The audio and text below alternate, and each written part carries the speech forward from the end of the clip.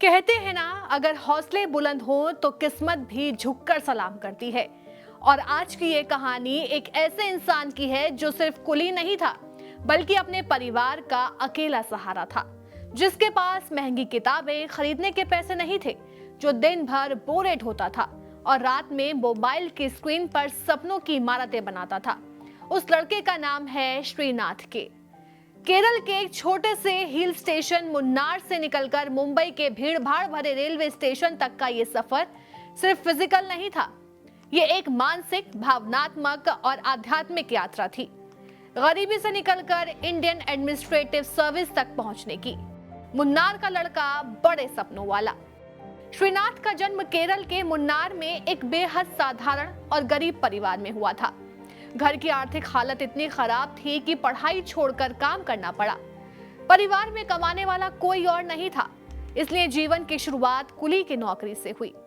बोरी उठाना, सामान खींचना और यात्रियों के चिल्लाने के बीच श्रीनाथ के दिल में बस एक सपना था। देश की सेवा करनी है, सिविल सर्वेंट बनना है। सोचिए, दिन भर की मजदूरी के बाद जब थका हारा इंसान बस रोटी खाने और नींद लेने के बारे में सोचता है, तब ये लड़का सपनों की तैयारी करता था।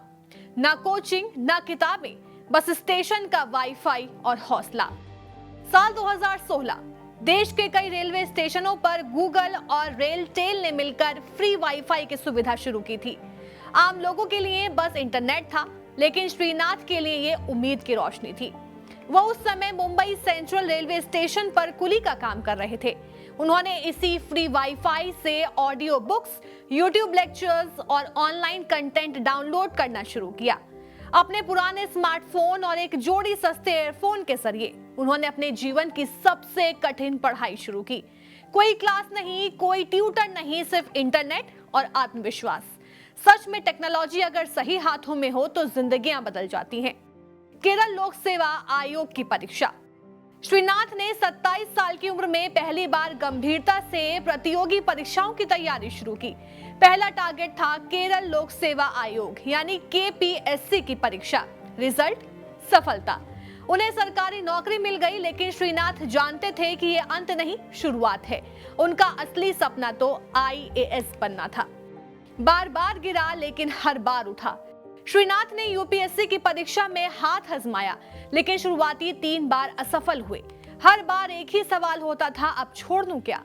लेकिन जवाब हर बार वही होता था, एक बार और सही, अभी नहीं रुका हूं।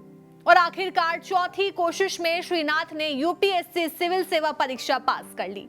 एक कुली जो दिन में सामान ढोता था, अब देश के प्रशासनिक ढांचे का हिस्सा बन चुका है।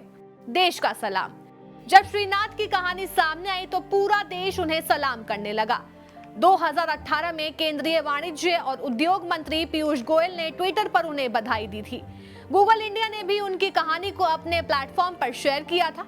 उनकी इस कहानी ने हजारों युवाओं को ये यकीन दिलाया कि हालात कैसे भी हो, अगर इरादा मजबूत है तो कुछ भी नामुमकिन नहीं है।